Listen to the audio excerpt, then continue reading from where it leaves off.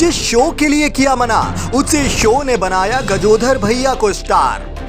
इंदिरा गांधी और राजू श्रीवास्तव का comic connection. जब टी सीरीज हुई राजू की जबरा फैन, जूनियर अमिताभ बने राजू पर क्यों भड़की मां। ऑटो ड्राइविंग और झोपड़ी से बॉलीवुड तक का सफर। जिस गजोधर भैया का नाम आज पूरी दुनिया की जुबान पर है, वो असली गजोधर आखिर है कौन? राजू का गजोधर भैया से क्या रिश्ता था? दिवंगत कॉमेडी किंग राजू श्रीवास्तव के जीवन से जुड़ी इस तरह की कई दिलचस्प और अनसुनी कहानियां इस वीडियो में हम आपको बताएंगे। राजू स्कूल टाइम में छुट्टियां अपनी नानी के पास ही बिताते थे और नानी के घर पर ही एक गजोधर नाम के बाल काटने वाले आते थे। वो बाल काटते हुए मस्त एक से एक किस्से सुनाते।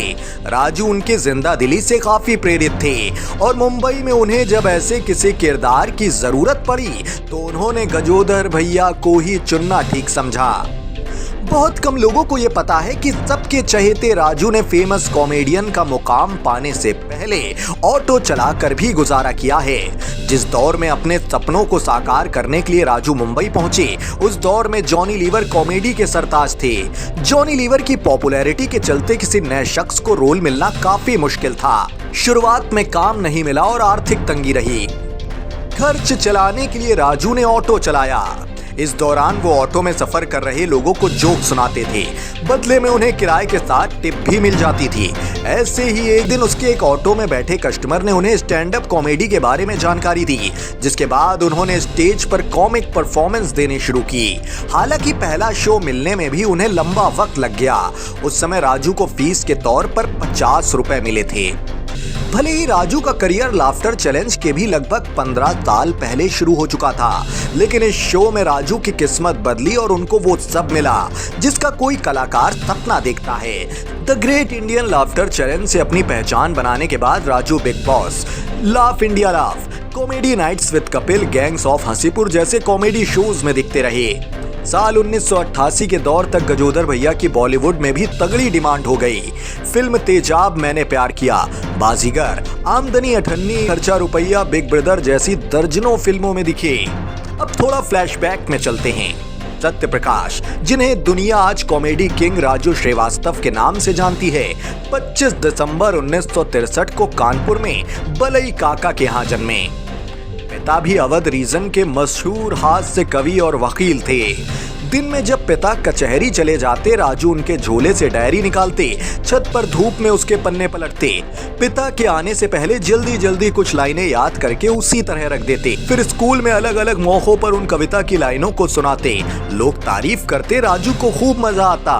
रेडियो के शौकीन राजू इंदिरा गांधी की आवाज सुनते और उसकी नकल करते। घर में कोई आता तो पिता कहते, बेटा सुनाओ जरा इंदिरा जी कैसे बोलती हैं। राजू सुनाते और बदले में खूब तारीफ पाते।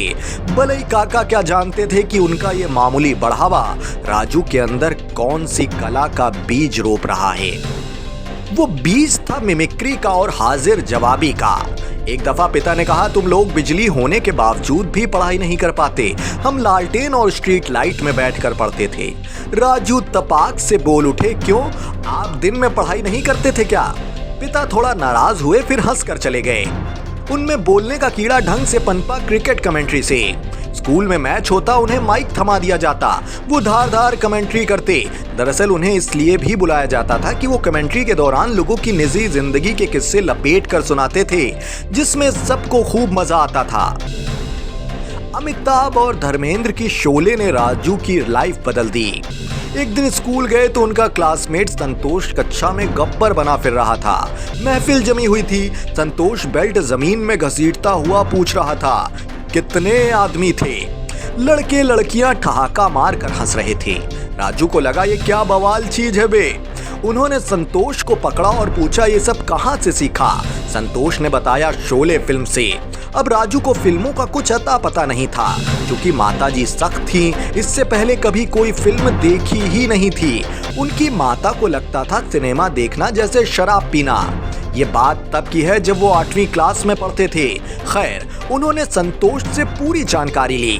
पता चला टिकट खरीदकर कोई भी फिल्म देख सकता है। टिकट खरीदने के लिए चाहिए थे ₹1.90।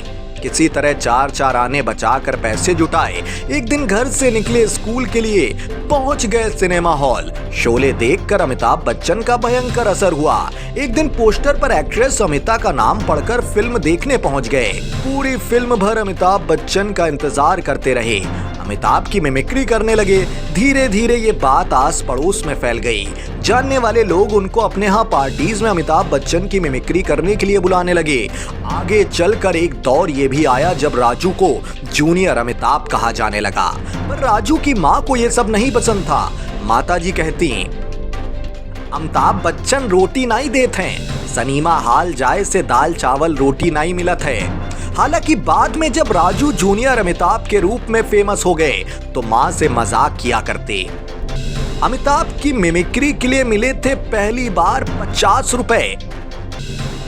लोगों को लगता है मुंबई पहुंचने से पहले राजू ने कानपुर में बहुत शोज किए होंगे, पर ठीक से देखे तो उन्होंने सिर्फ एक शो ही किया था। वो सबके यहाँ ऐसे ही बुलावे पर चले जाते, अमिताभ बच्चन की मिमिक्री करते, तालियां और तारीफें लेकर लौट आते। एक दिन उन्हें एक शो करने बुलाया गया। राजू ने अमिताभ की मिमिक्री की, पर इस बार सिर्फ तालियां नहीं मिली। ऑर्गेनाइजर ने उनकी जेब में 50 का नोट रख दिया। राजू नोट लेकर घर चले आए। दूसरे दिन वो 50 रुपए ऑर्गेनाइजर को वापस लौटाने पहुंच गए। राजू को लगा था कि ये रुपए उन्हें बस रखने के लिए दिए गए थे। फिर उन्हें पता चला कि ये उनका मेहनताना था। ये पहली बार था जब राजू ने जाना कॉमेडी और मिमिक्री से पैसे भी कमाए जा सकते हैं। बहरहाल ये तो सब बहुत बात की बातें हैं। एक दिन राजू की माँ को कहीं से पता चल गया कि ये स्कूल से बंक करके सिनेमा देखने जाता है। वो उन्हें सिनेमा हॉल ढूंढने पहुंच गईं।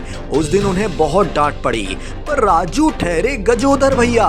उन्होंने एक युक्ति निकाली। माँ धार्मिक थी, इसलिए रामलीला जाने देती थी। वो रामलीला का पूछ कर जाते, वहां से मूवी देखने निकल जाते। एक दिन इसमें भी पकड़े गए। मूवी से लौट कर आए, अम्मा ने पूछा, आज रामलीला में क्या हुआ? बोले, हुआ क्या, बस धनुष भंग हुआ।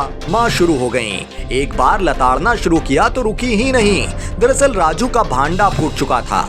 उस दिन बारिश हो गई थी, इसलिए रामलीला कैंसिल हो गई थी, हुई ही नहीं।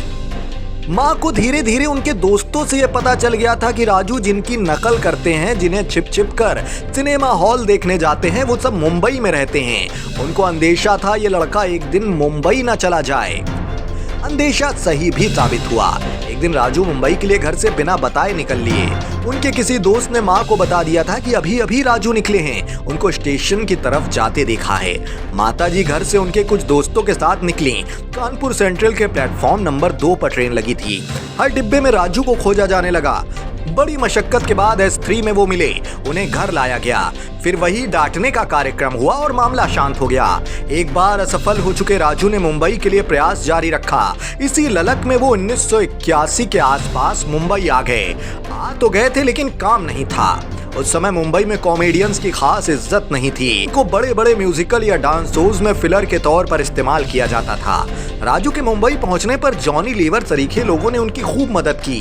2005 में भारत के घर घर में उन्हें जिस शो ने पहचान दिलाई वो था the great Indian laughter challenge. Raju इसके सेकंड रनर अप रहे, लेकिन वो शो में जाना नहीं चाहते थे।